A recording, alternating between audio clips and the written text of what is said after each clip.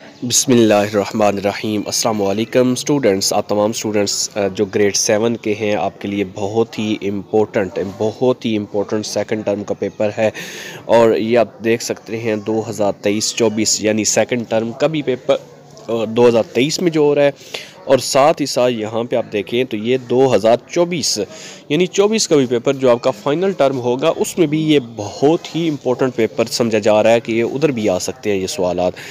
तो आप तमाम स्टूडेंट्स ये देख लें कि ये पेपर कितना फिर इम्पोर्टेंट है। बेटा, ये 1 घंटा 30 मिनट आपके पास टाइम होगा इस पेपर को हल करने के लिए। टोटल नंबर जो इस पेपर के हैं वो 50 हैं। 50 नंबर का जो पेपर होगा, इसमें से सब्जेक्टिव पेपर जो होगा वो 35 नंबर का, ऑब्जेक्टिव पेपर बेटा 15 नंबर का पेपर है। ठीक है, यानी 15 मार्क्स का जो है ये पेपर आप देख सकते हैं। 15 मार्क्स जो है वो आपने लेने हैं ऑब्जेक्टिव में से, और सब्जेक्टिव में से जो है वो 35 मार्क्स। तो टोटल मिलाएं तो ये बन जाते हैं 50 मार्क्स। तो बेटा ये आप ले सकते हैं, आसानी ले सकते हैं। तो आपसे रिक्वेस्ट है, प्लीज़ पूरा वीडियो को देखेंगे तो आपका कोई सवाल स्किप नहीं होगा, कोई क्वेश्चन स्किप नहीं होगा।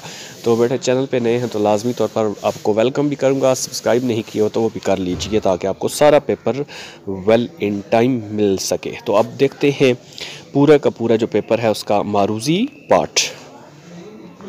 सबसे पहला जो क्वेश्चन है वो देखें। जो सबसे पहले नंबर पे क्वेश्चन है वो क्या है, ये आपके सामने सवाल नंबर 1। ठीक है, इसमें क्या लिखा हुआ है, मंदरजा झैल में से कौन सी मादे की एक तिबी खसूसियत है? कौन सी है? Reactivity, acidity, conductivity, flammability. ठीक है, एक ऑप्शन जो दुरुस्त ऑप्शन है वो आपने यहाँ पे बताना है। ठीक हो गया। जो मैं आपको पूरे क्वेश्चन के जो आंसर है वो भी बताऊंगा, लेकिन आपने भी तो अपनी तैयारी का मुझे बताना है ना कि आपको कितना आता है। तो आप कमेंट सेक्शन के अंदर लिखें आंसर भी, और वीडियो को साथ लाइक भी करें। सवाल नंबर 2, मंदरजा झैल में से कौन सी खासियत दूध से बनने वाली प्रोडक्ट्स को महफूज करने के काम आती है? Melting point, freezing point, boiling point, solubility. उसके बाद तीसरा, मंदरजा झैल में से आयनिक कंपाउंड की मिसाल कौन सी है?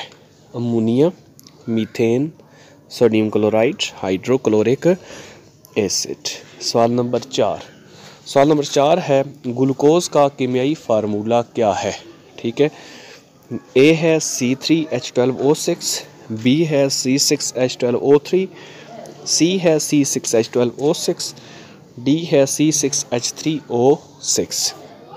सवाल नंबर 5, मंदरजा झैल में से कौन सी शय अमलगम सोल्यूशन में सॉल्वेंट के तौर पर इस्तेमाल होती है? Tin, gold, copper, mercury.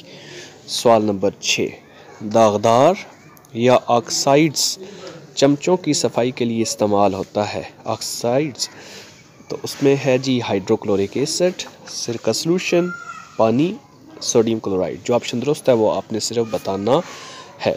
उसके बाद यहाँ पे आपको जो नेक्स्ट है वो आप दिखाते हैं सवाल नंबर 7 का। तो सवाल नंबर 7 देखें, जब एक आदमी दीवार को धक्का लगाता है तो एक्शन और रिएक्शन होंगे। नंबर 1 कैसे होंगे? मिकदार और सिमत में बराबर होंगे, मिकदार और सिमत में मुख्तलिफ होंगे, मिकदार में बराबर लेकिन सिमत में मुखालिफ होंगे, मिकदार में मुख्तलिफ लेकिन सिमत में बराबर होंगे। जो ऑप्शन दुरुस्त है वो आपने लगाना है, सर्कल करना है। मैं तो टिक लगा रहा हूँ आपको समझाने के लिए, आपने सर्कल करना है।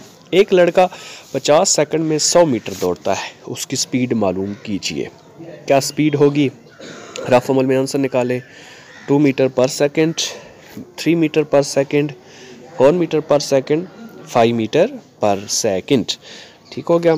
उसके बाद नेक्स्ट देखें सवाल नंबर 9, जब एक ड्रम बजाया जाता है तो उसकी वाइब्रेटिंग डायाफ्राम का एम्पलीट्यूड साउंड की डैश को मुतासर करता है? लाउडनेस, फ्रीक्वेंसी, पिच या फिर इको को।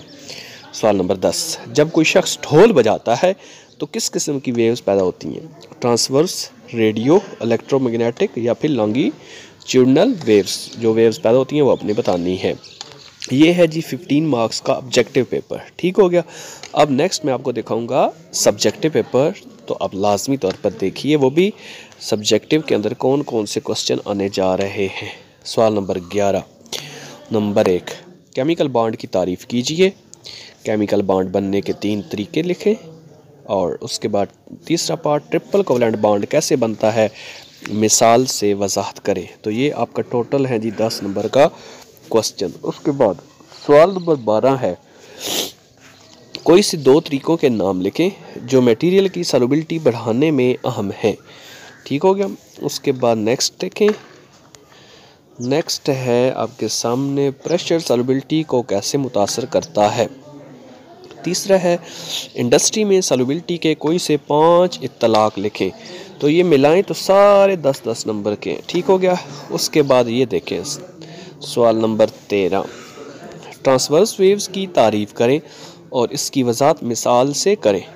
बी दूसरा पार्ट इको की तारीफ़ करें, बादलों के गरजने की आवाज़ रोशनी के बाद में क्यों सुनाई देती है। तीसरा टाइम पीरियड से क्या मुराद है, टाइम पीरियड और फ्रीक्वेंसी के दरमियान ताल्लुक की वजाहत करें। तो ये बेटा हैं लॉन्ग क्वेश्चन, ये 35 नंबर के लॉन्ग क्वेश्चन है और ऊपर 15 नंबर का ऑब्जेक्टिव है। टोटल मिलाएं तो ये 50 मार्क्स बनते हैं। और बेटा आप ले सकते हैं, विल होनी चाहिए, आप ले सकते हैं। तो ये पूरा पेपर आपने करना है और साथ साथ वीडियो को लाइक और चैनल को ज़रूर सब्सक्राइब भी कीजिए ताकि बाकी पेपर भी आपको मिल सकें। Thank you very much.